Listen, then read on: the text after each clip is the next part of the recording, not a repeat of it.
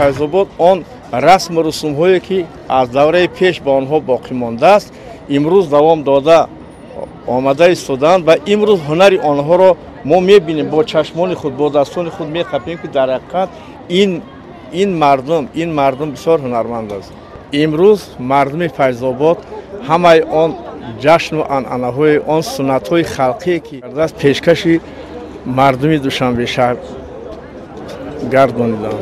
Он дарахте ки се поя дошт ва се тараф паҳн шуд миллати тоҷик. хушбахтона он дарахте ки ҷаноби олӣ ҳамаи онҳоро сарҷамъ кард ва пайванде кард ки меваи он бениҳоят ширин аст. аз он мева мо имрӯз чашида истодем.